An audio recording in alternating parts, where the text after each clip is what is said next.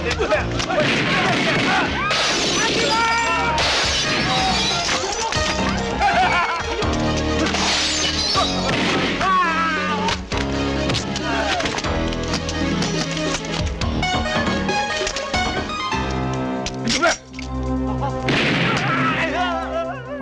to another episode of Times Square Kung Fu. I am your host, Frankie Balboa, aka the Shogun Supreme. And I'm Peter Gulagowski, Associate Editor over at Flixus.com. Today we're going to be taking a look at 88 Films' new release of The Blue Jean Monster, which comes out on December 26th. And as always, I got to give a massive shout out to MVD Entertainment Group for hooking us a review copy for the sake of this video. And me and Peter, we just finished watching this, and it's an entertaining flick, man. I was actually surprised. This is the first time viewing for us. Yeah, for me too. And I don't think I'm as warm on it as Frankie is, but I would say, just to sum this up really quick, as he posed it, if I did a blind buy, would I be disappointed? And the answer is no, because it's at least fun. But I wouldn't necessarily say it's like a great movie. Right. So if you guys are new to the channel, the way we usually do things is we show highlights, talk about the film, and then we do our wrap up. But in the case of this film, it's more of a comedy. We're gonna get straight into it because in the intro you saw one of the highlights of the film. So hey Peter, let's get into this bad boy. So the general plot of The Blue Jean Monster follows Xing Foyan's character, Shang Cho. He has a wife who's pregnant and is just about to give birth, and lives a generally happy life. And one day he happens to come across some bank robbers who are obviously robbing a bank and trying to get away, so he chases them down and is killed in a rather unglorious fashion by some construction equipment. So while he's sitting there dead, his spirit, I suppose, leaves his body, and he kind of like is looking over himself, and Right. Later that night he gets struck by lightning and reanimates. And then that's the rest of the movie. He's trying to kill these crooks, see his child get born, and, do something better with his life. Right. I mean, he's trying to stay alive because he's trying to see the birth of his child. And one of the main villains in this film is Jun Kunimura. He was one, you guys might recognize him from Forget It Abundance of Films. He was in Kill Bill, like we was talking about. Yeah. The one that slammed the table, like, well, we're not having no damn half-breed.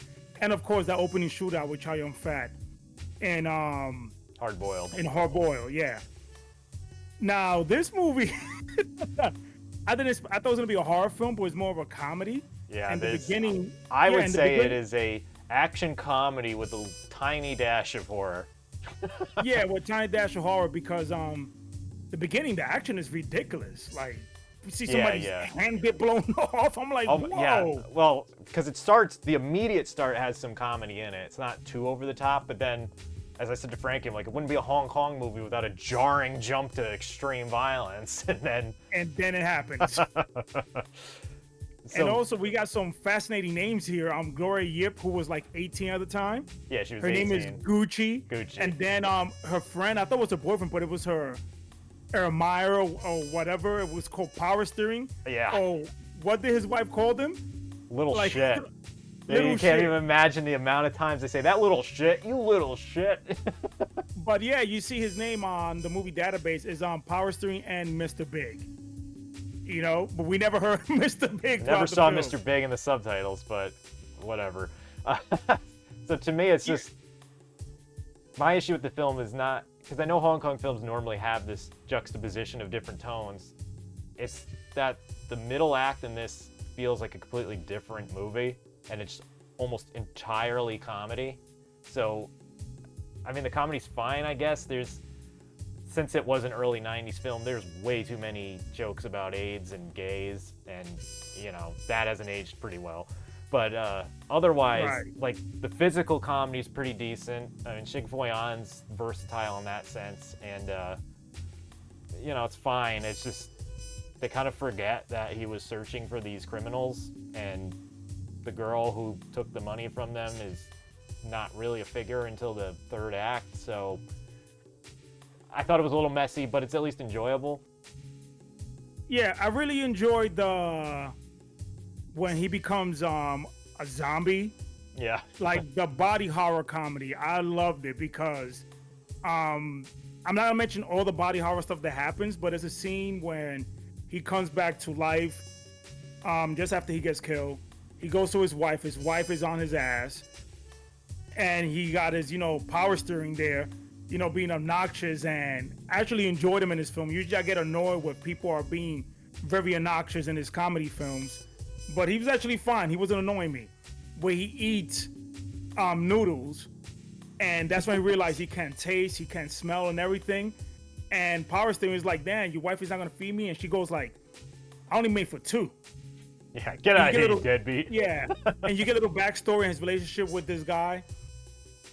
But when he goes to the kitchen, I forgot to mention he puts a tampon to cover the hole. Yeah, he's gets like, stabbed "Hey, it's during his reanimation there. Right, because we notice like he doesn't like regenerate like his tissues, anything. No, those wounds stay there. And then he realized, oh no, the noodle's coming out straight. So he pokes out all the noodles. Somehow he didn't chew none of it.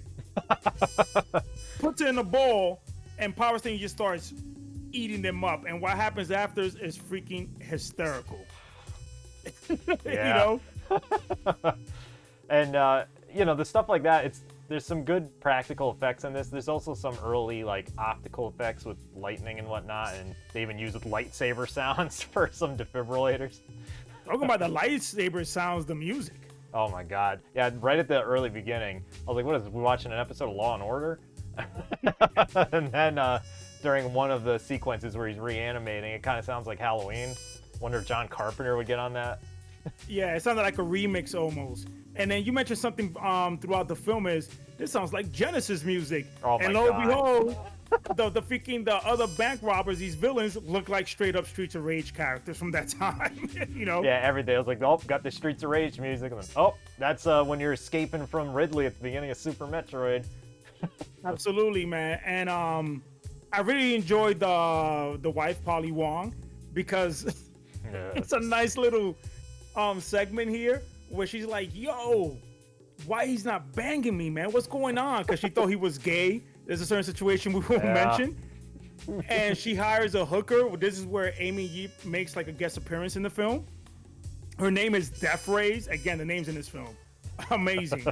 And yeah, it's a fascinating scene. Yeah, she's trying to turn her husband on, and she's like making these yelping sounds. He's like, why you sound like a cat in heat? Yeah, and plus her friend is like this. You used to be a modern woman. When I went to Thailand, I made my wife get an ugly hooker out there, man. Yeah. But overall, I know Peter mentioned what he said in the opening segment. Peter, what do you think overall of the film?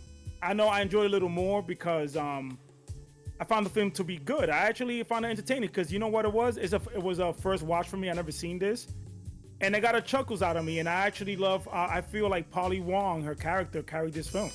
Yeah, I mean, I can understand why it was at least decently popular in Hong Kong. Like, it's just entertaining if you don't think about it too much. And while I don't know if I'll personally buy it, like, I could see people gluing on to this. It has that kind of campy, cult classic style to it.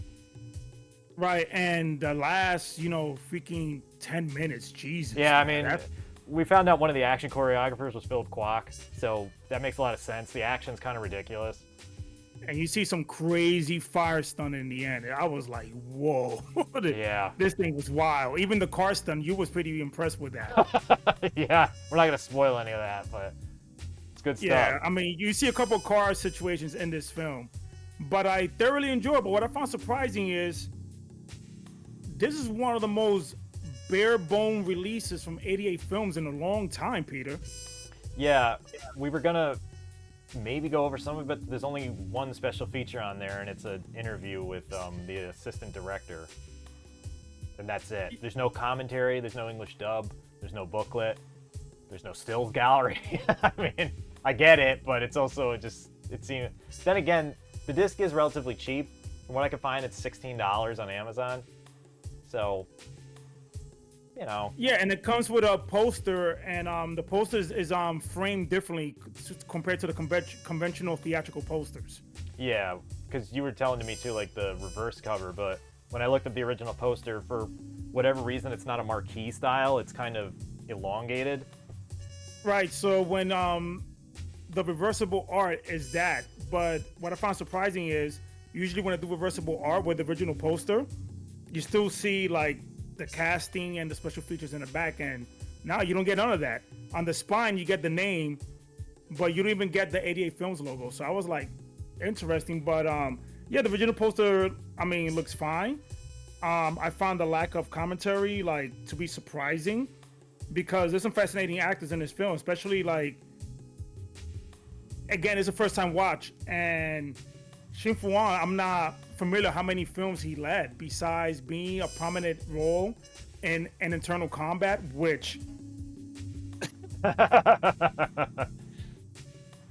you know, Enough but said. yeah, but you know, before we wrap this up, there's something me and Peter was very impressed with, and that is the picture quality of this film. Peter, like, you was like thoroughly impressed. I mean, very at the very, very beginning, it's a little soft, and obviously, being a Hong Kong movie, there's parts where it's just like, what the hell happened? But for the majority of it, this is a very sharp film. There's a nice film grain. It resolves really well. The color grading's great. I mean, it looks very, very good. Whatever 88 Films found to master, I mean, they did a great job with it. Yeah, it looks freaking, it looks beautiful, especially in the beginning scene after the credits, because the credits look soft. When they're in the Buddhist temple, I was like, yeah. Remember, I was texting you when I was watching it, because it's my second time watching it. I was like, yo, this looks damn good. Like, detail and everything. So, again, if you want some comedy, body horror type thing, and this time frequently, but with him, body horror comedy, I say. And you probably pre-order this, because a lot of people are 88 Films fans, and I don't blame them. I think people are going to be satisfied. Besides the extras lacking in a booklet, you know? Yeah, yeah. Anyway, as always, like, share, and subscribe, and until the next one. Peace.